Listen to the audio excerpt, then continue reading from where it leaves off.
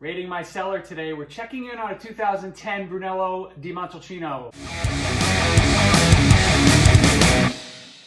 Hey, welcome back to Drinking It In. I am your host, Chris Casara. We are here to help you know more and drink better. And today we're rating my cellar.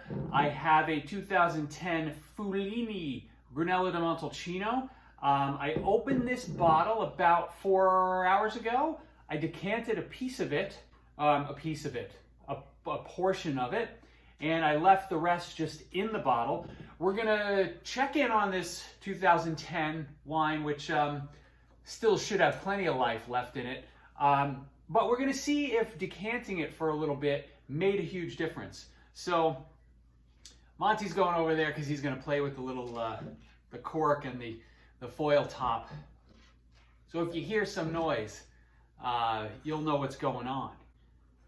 So as you know, or as you may know, the 2010 vintage of Brunello, really 2010 for any wine that was in that came from Europe, has a great reputation. And I bought a lot for me, of Brunello di Montalcino back then. And I've been drinking it gradually over the last, let's just say over the last 3 to 5 years, right? Because I didn't really touch it for about, 10 years from the release date. So really until about 2020, I didn't really go near the wine.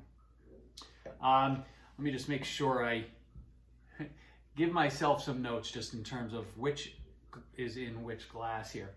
But, thus far, right, any Brunello that I've pulled out of the cellar has been a great experience. The wines are still very lively and have a lot of life left. But since I bought almost 3 cases, mixed across a whole bunch of different producers, I still have a bunch that we need to drink through. So every 6 months or so, I try to check in. The next check-in from my cellar, I think, will be a 2010 Barolo. But let's get into this one. So again, 2010 Fuligni Brunello di Montalcino. This is their base version, if you will, right? So it's not a single vineyard or designate in any way.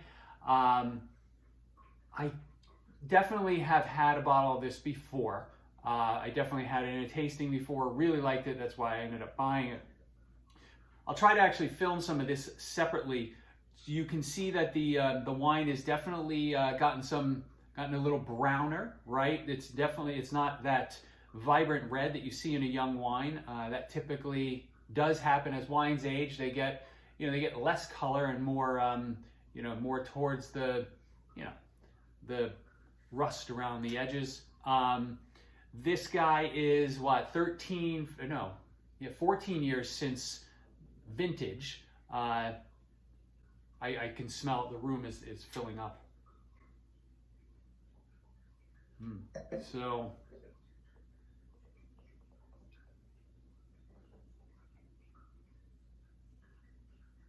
this has almost taken on a little bit of a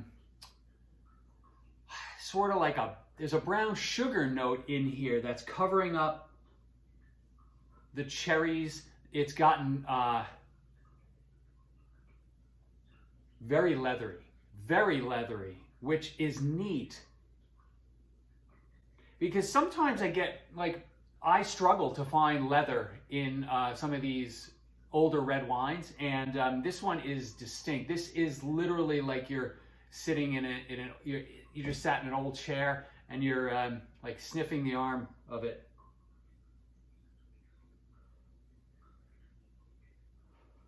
Yeah, so those cherries are definitely covered up by leather. It's fun. I'm not getting I'm getting a little graphite and maybe almost a little pencil shaving type of a note in here. Maybe that's due to the decanting of the wine, but the nose is very, very similar. This feels like it's gotten enough air just by sitting just without a cork in it for a while. All right, let's give it a taste.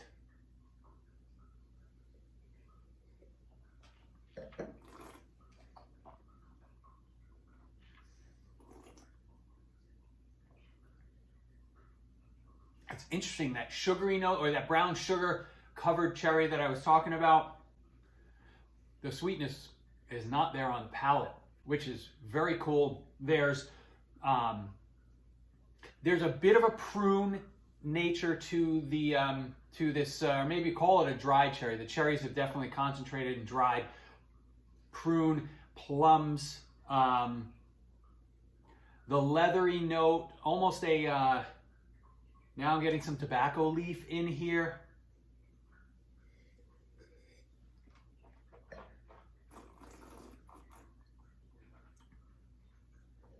This wine still has plenty of acid.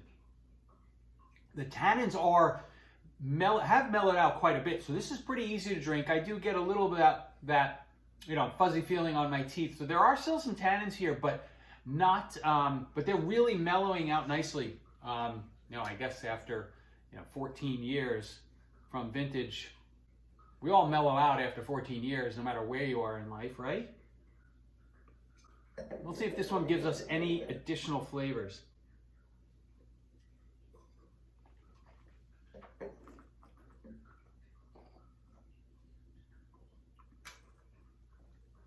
The cherry almost there's a little more of a red cherry in here than that pruny. Okay, that's interesting. That pruny, plummy nature that I was getting in this glass, I'm not getting over here. The fruit is much more red. So I'm wondering if just with more air that, some of that dried fruit really kind of blew off. It's definitely there, but it's more of, it's more tilted, the balance is tilted towards a distinct cherry note versus a prune and plum, where this guy is prune and plum, this guy is definitely cherry with a little prune and plum. The leathery notes are still there. That sort of graphite-y note is there.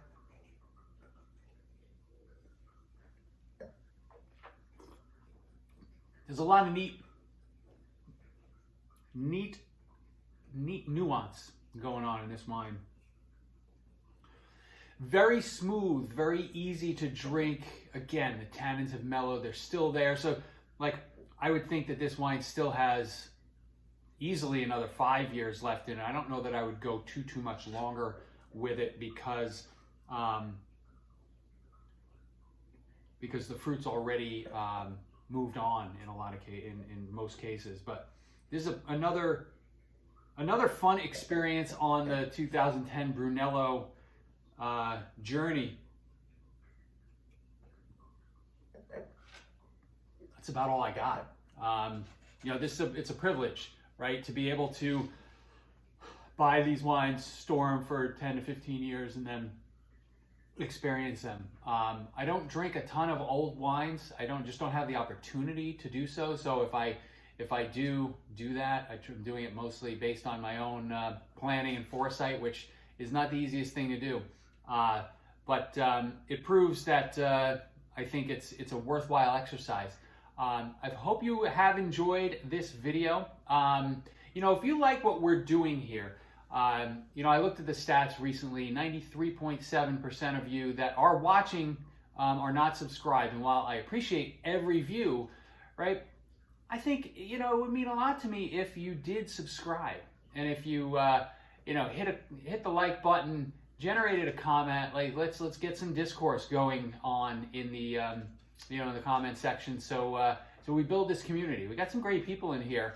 I think you guys, the more you engage, the more you're going to like it, what we're doing here. So thanks again, and cheers. Let's not play with the cork. Okay, buddy?